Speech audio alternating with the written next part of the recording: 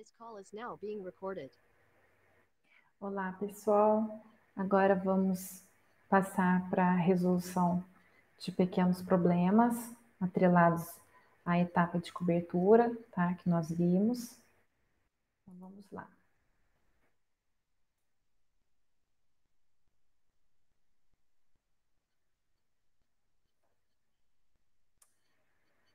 Então, pessoal, vamos para a questão 1. Cobertura de uma obra é composta basicamente por estrutura, constituída de vigas e peças, metálicas ou de madeira, chamadas de tesouras, destinadas a suportar o elemento da cobertura. A cobertura que cobre a estrutura, dando proteção à obra e os elementos destinados à captação de águas pluviais. Denomine os elementos estruturais mais comuns representados por números, na tesoura do desenho ao lado. Assinale a alternativa correta. Bem, pessoal, a gente pode ver aqui na imagem, a tesoura é uma treliça de, no caso aí, de madeira ou metálica, a maioria das vezes, que recebe designações próprias, cada elemento desse que está numerado aqui, tá? Vamos lá. Número 1. Como a gente costuma chamar? A gente costuma chamar esse elemento de banzo superior,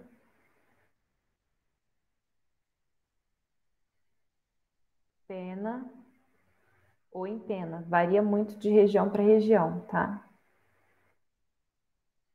Vou trocar a cor da caneta aqui. Número 2. Aqui, a parte de baixo.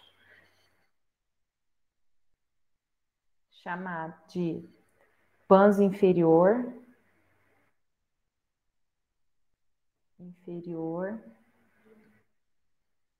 linha ou também tirante.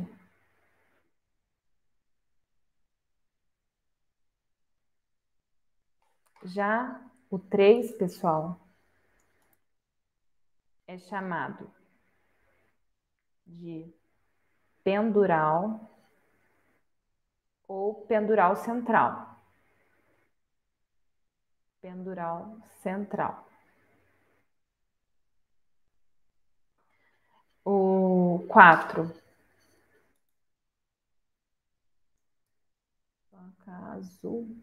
No caso, que é chamado de escora.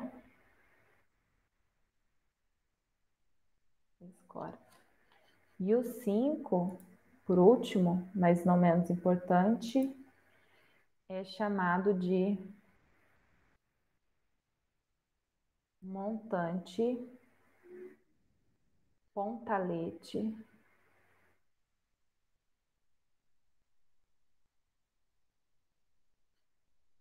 ou também pendural, tá? No caso, se a gente tem um pendural central e tem esse. Alguns livros também que vocês encontraram, vou colocar o montante principal, tá? Essas que estão em pé aqui são chamadas montantes ou pendural, ou pontalete. Temos o banzo superior, que são essas estruturas aqui inclinadas, banzo inferior, linha ou tirante, a parte de baixo, e escora são esses elementos aqui que dão um apoio aqui, interligando os montantes com os banzos aqui, né? Então é isso. A gente vai agora olhar as alternativas, né? Número 1 seria o banzo superior, perna ou empena. A gente já descartaria quais? A gente descartaria este, banzo inferior não, o banzo inferior é aqui embaixo. E a letra E. Então a questão correta é a letra D. Ó, número 1, banzo superior. Número 2, banzo inferior. Número 3, pendural. Número 4, escora. E número 5, montante, tá? Montante. Então, pessoal, é bom ter ideia de quais são os nomes desses elementos que compõem, né, a tesoura da nossa cobertura, né? Número 2. Sobre uma edificação, foi construída uma cobertura simétrica, né? Como a gente pode ver aí na imagem.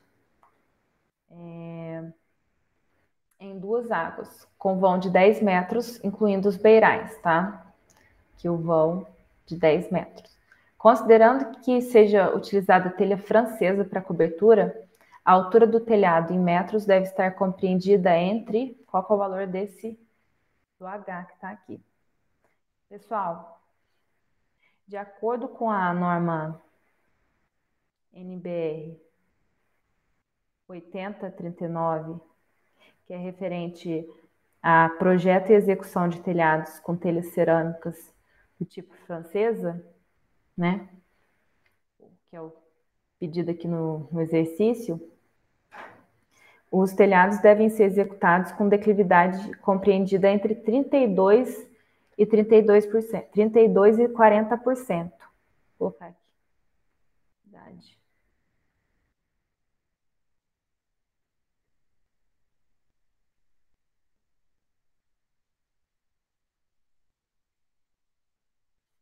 Tá? Então, se a gente analisar para uma água, né?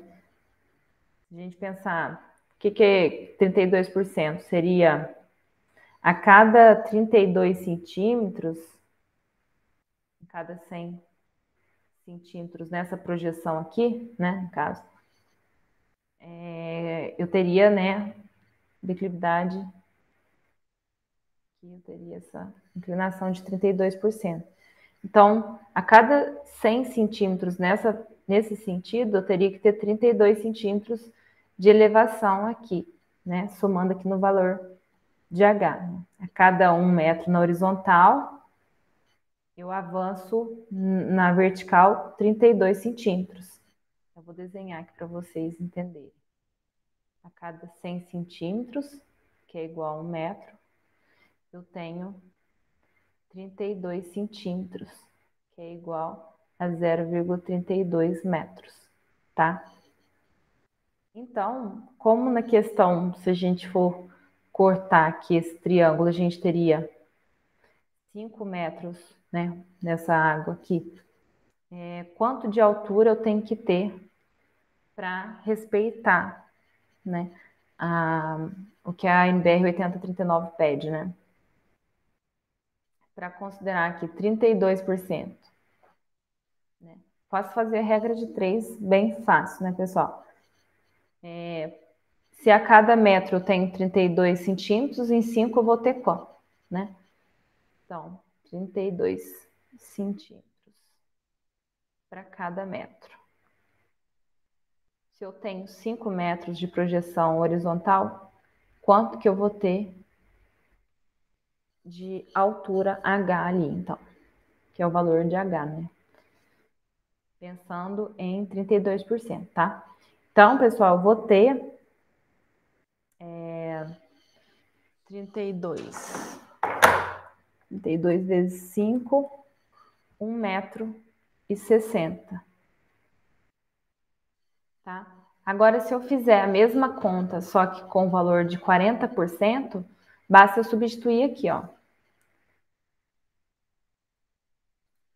Aqui onde está 32, eu calculo com 40 centímetros, tá?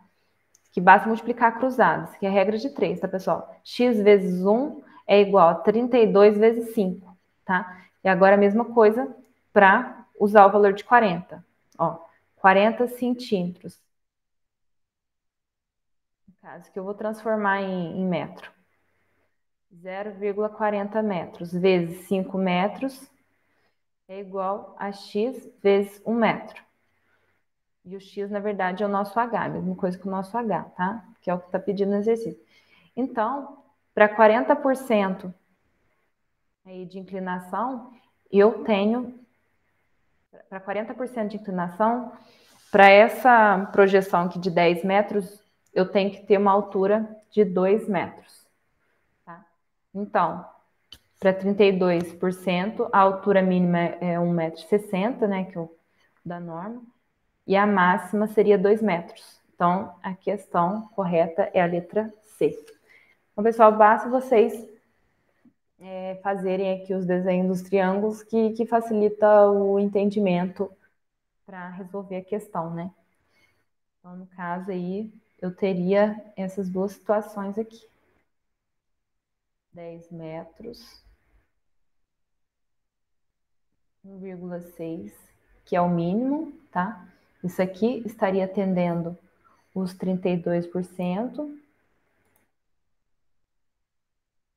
32%. E o outro caso,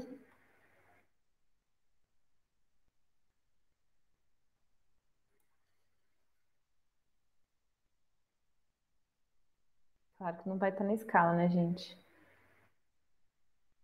Altura aqui de 2 metros. Atendendo aos 40% da norma, tá certo? Então é isso. Bem tranquilo de fazer, mas é regra de 3, tá certo? Então vamos para a próxima questão. A quantidade total de telhas, considerando as perdas, para a cobertura da residência é que a gente tem, então, que considerar um consumo de 25 telhas por metro quadrado e uma taxa de perda de 12%. Tá?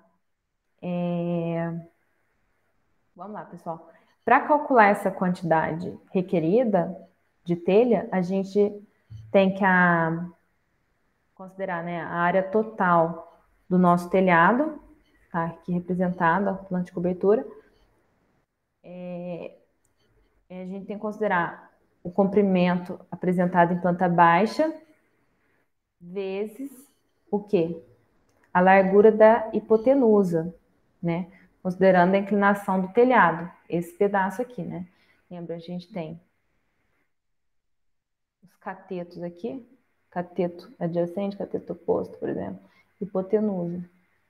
Para a gente lembrar que a hipotenusa é a parte inclinada, né? Então, se a gente pegar o valor aqui do comprimento vezes o valor da hipotenusa, a gente tem a área inclinada da cobertura, que é o que nos interessa, né? Tá? Aqui está pedindo para considerar o consumo de 25 telhas por metro quadrado. Então, vamos primeiro representar aqui a nossa hipotenusa, aqui no caso. A gente tem... Nossa, ficou ruim. Vamos apagar. Torto.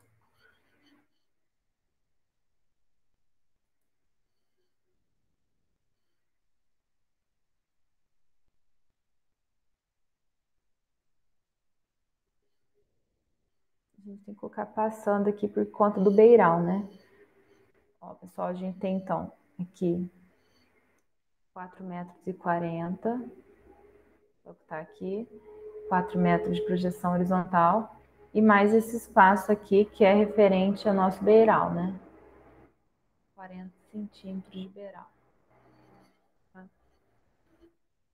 Então, pessoal, a gente vai ter, vamos colocar aqui, vamos considerar, chamar de L, todo o comprimento ali, 4,40 de projeção aqui da nossa parte inclinada da cobertura, tá? Mais esses taxa de perda de 12%, né? 12%. 4,4. Taxa de perda. Depois a gente coloca mais os 40 aqui.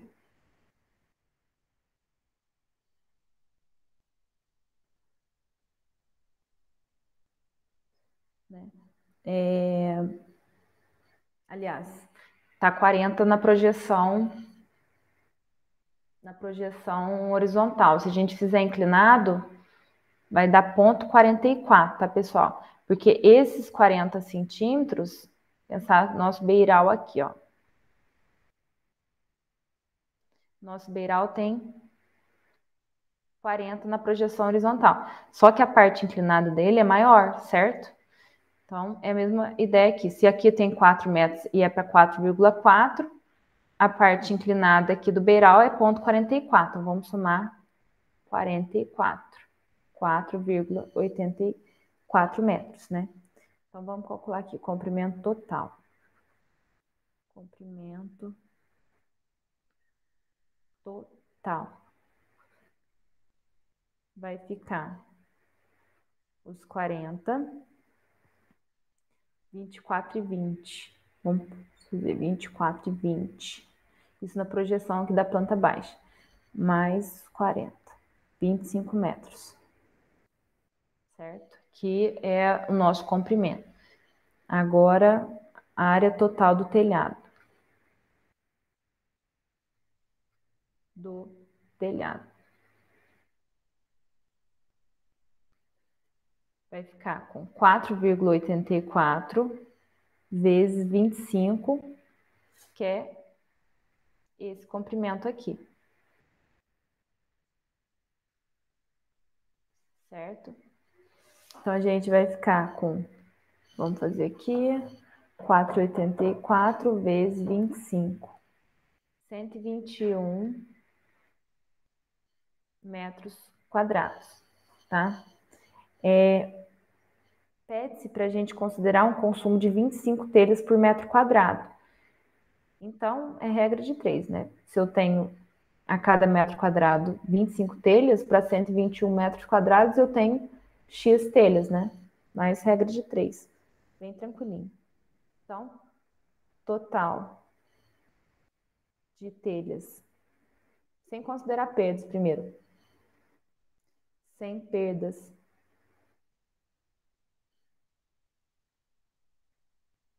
Consumo de 25 telhas por metro quadrado. Eu vou ficar com igual 121 vezes 25, que é igual a 3.025 telhas. Para a consideração da taxa de perda, basta eu multiplicar por 1,12%, no caso, né?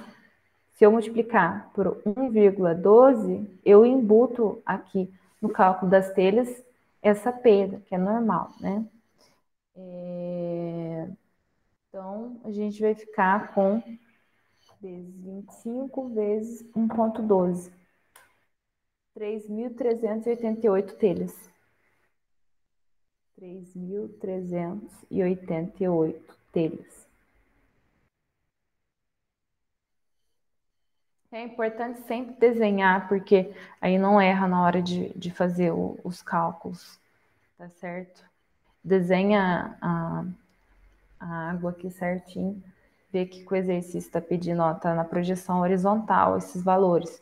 Esse aqui está na projeção da hipotenusa, mas não considerou aqui, que é a pegadinha do exercício. Aqui a gente tem que fazer essa conversão, né? Quase que eu me esqueci disso, tá? Então, basta a gente multiplicar o comprimento que está em planta baixa vezes a área inclinada,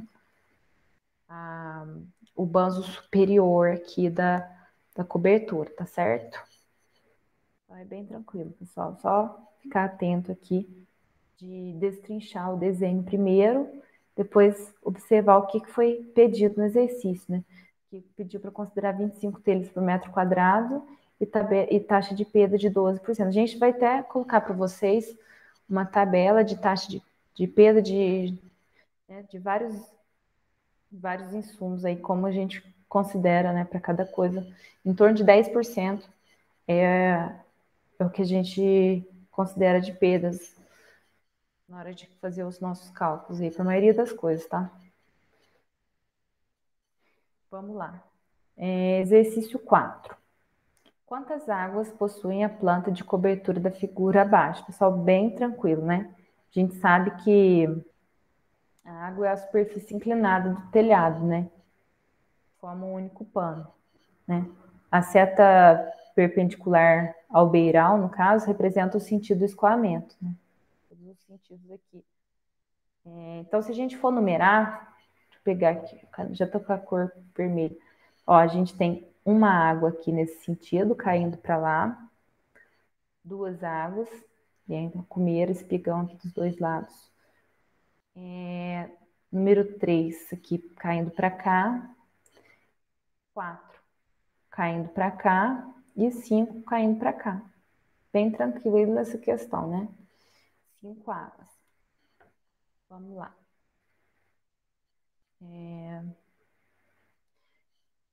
Quantas cumeeiras, espigões e rincões, respectivamente, possuem a planta da cobertura dessa figura abaixo? Hein, pessoal? A cumieira é o quê? Esta aresta horizontal aqui, certo? Delimitada na interseção de duas águas, que geralmente ela vai estar localizada na parte mais alta aí do nosso telhado. Já o espigão, que eu vou pegar outra cor, ele é a aresta inclinada que define, né, o encontro entre duas águas que formam um diedro convexo aqui, né? Espigão, né? É um divisor de águas, em outras palavras, tá? E a cumieira, esqueci de marcar aqui também desse lado. Marcar. Já o rincão, pessoal, é mais fácil de gente também definir, é também chamado de, vou colocar aqui, água furtada.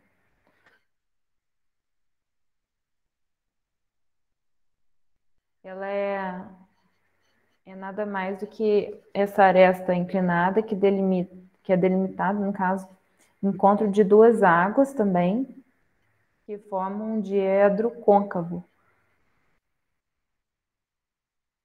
tá? É um captador de águas ali, recebe, vamos dizer assim. Vou colocar aqui. A gente pensa que é um diedro convexo. E já o rincão, rincão não, espigão, água furtada ou rincão. E já nosso espigão, aqui que é o diedro convexo, e aqui é o côncavo.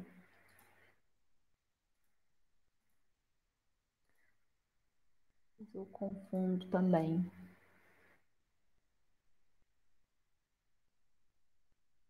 Certo? Que é o captador de águas. E aqui é divisor de águas, né? Vou colocar um resumo aqui. Rincão. Captador de águas. E o espigão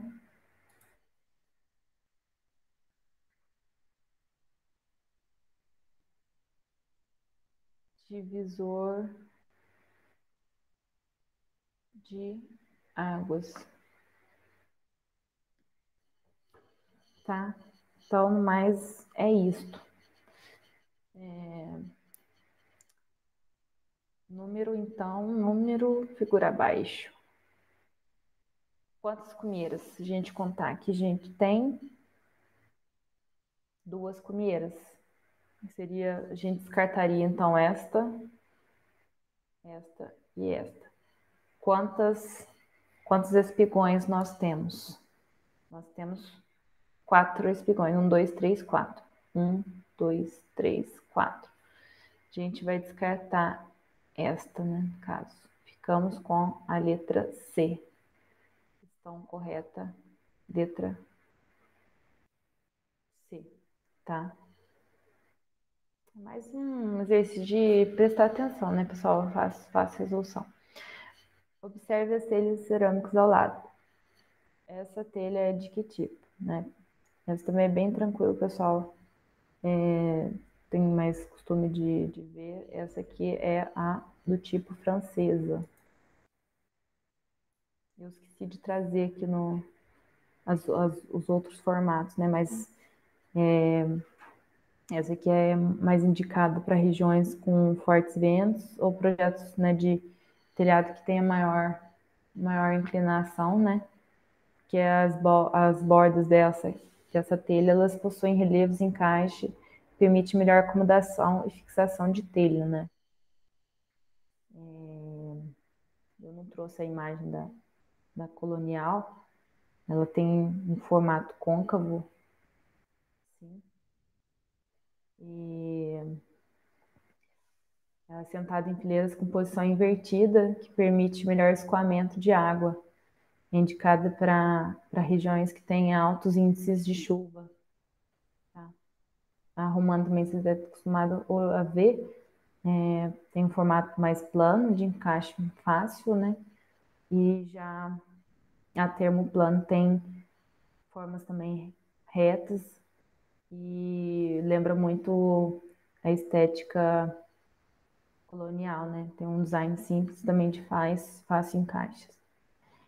E a paulista é uma variação da colonial, mas se diferencia nas dimensões, sendo um pouco mais estreitas. Então, no mais é isso. Que era basicamente olhar na imagem e ver qual que era dos tipos aqui. Então, é importante ter uma noção. Depois vocês pesquisam na internet, quem não tiver, seja tão carecas de saber esse tipo de material, né, pessoal? Vamos para a próxima questão. A seguir, observe a figura esquemática da tesoura de um telhado que será construído com telhas cerâmicas do tipo francesa, sem amarração das telhas. Segundo as prescrições da NBR 8039, que é a que eu falei no início, o valor de H em metros poderá variar no seguinte intervalo. Então, pessoal, é a mesma ideia do que a gente fez lá atrás, né? Bastaria a gente pegar, né, a projeção aqui horizontal, que já foi dada direto, né?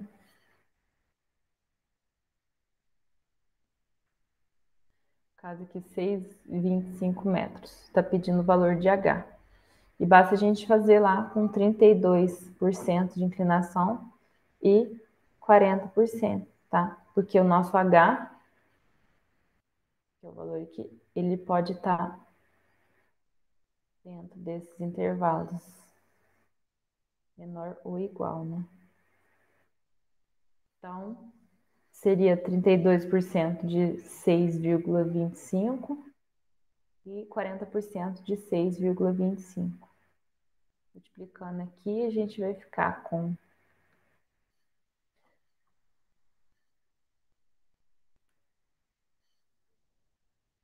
2 metros e aqui com 2,5 metros. Basta fazer a multiplicação aqui direta, pessoal. Então, a nossa altura aqui, ela pode variar de 2 metros a 2,5 metros. Bem tranquilo também, depois que a gente já fez um exercício desse tipo, né? Agora vamos para a questão 8. Pessoal, a figura abaixo apresenta uma estrutura para cobertura em madeira formada por tesouras e peças de trama secundária, terças, caibros e ripas, como de telhas cerâmicas ou de concreto.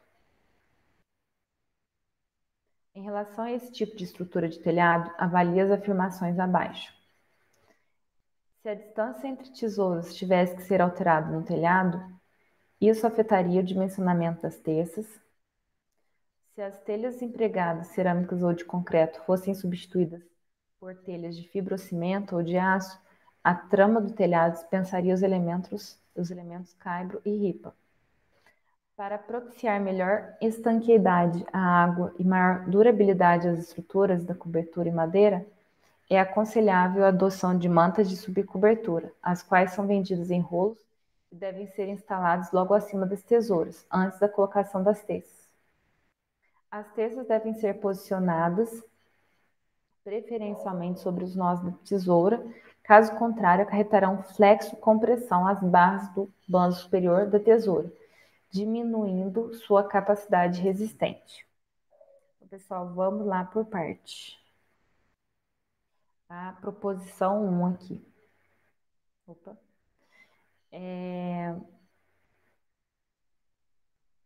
As terças, pessoal, elas são estruturas secundárias que se apoiam nas tesouras, né? A gente desenhar, que aqui já está desenhado, ó. Aqui é o bando superior da nossa estrutura de madeira e a terça está aqui apoiada, tá? A alteração da distância entre as tesouras afetará no dimensionamento, porque aumentará a distância entre os apoios, né? Pão livre da terça, tá? Então, se a gente for pensar que as nossas terças estão aqui, terça, nesses 3 pontos aqui no sentido longitudinal, no mesmo paralelo à nossa cumieira aqui, que é essa parte mais alta, né?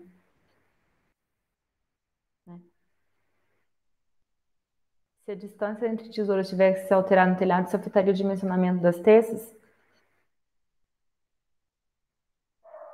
Sim. Então, pessoal, essa aqui, verdade, tá?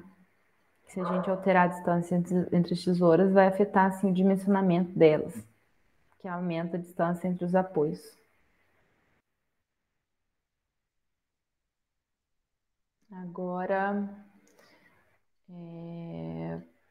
número 2 aqui, a segunda afirmação. Verdade. O tipo de telha, pessoal, interfere diretamente no arranjo estrutural do telhado, tá? Na trama, né?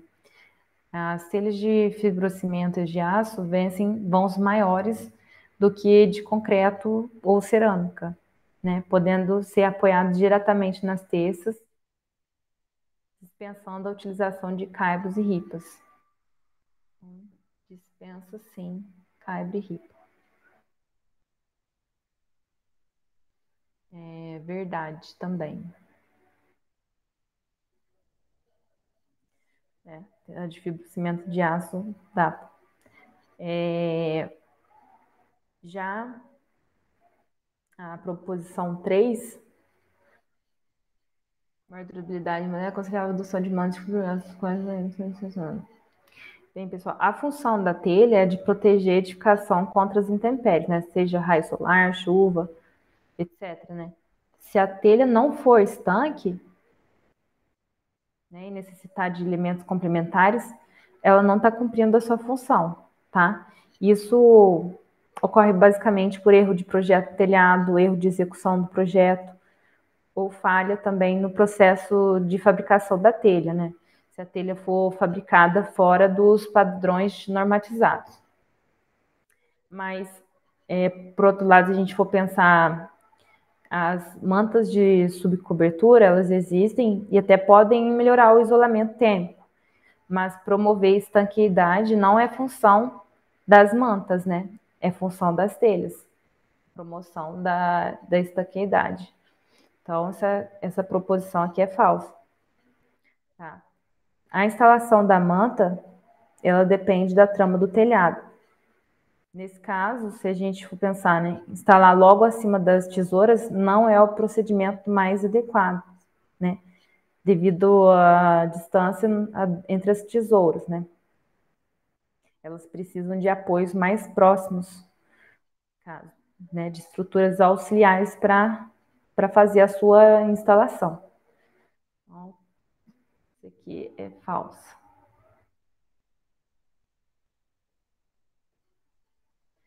E a última proposição, quando as terças, isso aqui é bem tranquilo, pessoal, a gente sabe que, né, a gente estudando lá métodos nós, métodos, a gente estudava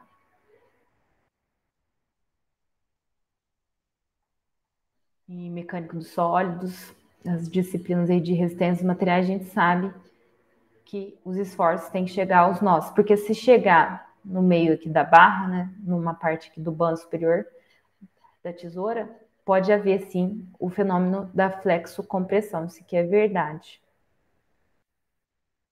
Né? Então, quando as nossas terças elas estão apoiadas sobre os nós, para as cargas, né, usuais de telhados, a gente considera lá carga permanente, carga acidental vertical, carga de vento.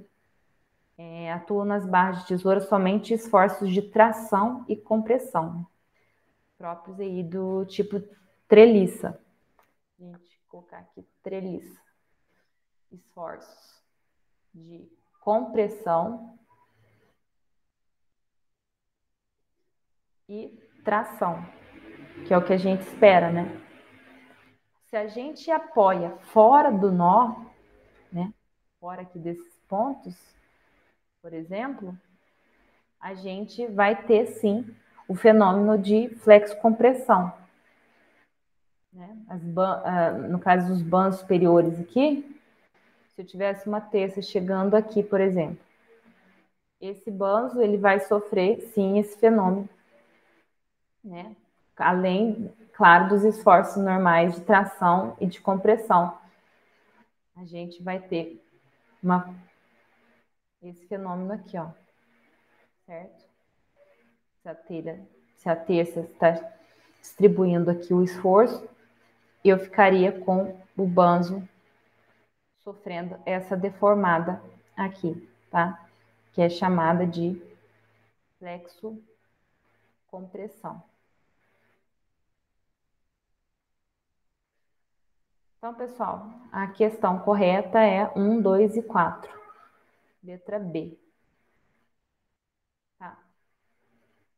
Aqui tá bem mastigadinho aqui as ripas e cabos formando a trama aqui da estrutura, as terças. Aqui até é explicado como é que é a colocação, né? A gente tem aqui a nossa terça, as nossas ripas, o nosso caibro aqui no sentido, né? As ripas estão no mesmo sentido da terça, né? São aqui as nossas ripas. Deixa eu colorir aqui. As ripas, né? Os caibros estão nesse sentido aqui. Vou colocar com essa cor. Até colocar outra. Marca texto. Aqui o nosso caibro, né? O nosso caibro está recebendo as ripas em cima, né? No sentido perpendicular, que as nossas ripas estão de cor verde aqui, e as telhas estão em cima delas, né? As terças estão distribuindo toda a carga da trama do telhado nas nossas tesouras, né? Então, mas é isso, pessoal. Essa questão 8 a gente finaliza aí os nossos pequenos problemas atrelados à parte de cobertura. Peço para que vocês façam aí como atividade complementar essa aula, né? Um mapa mental referente à norma de cobertura, né? 8039, ou de algum desses exercícios que nós resolvemos juntos, tá? Projeto e execução de telhados com telhas cerâmicas. Vem baixar essa BNT-NBR aqui e fazer aí um mapa mental resumo. Então, no mais é isso, pessoal. Até a próxima aula.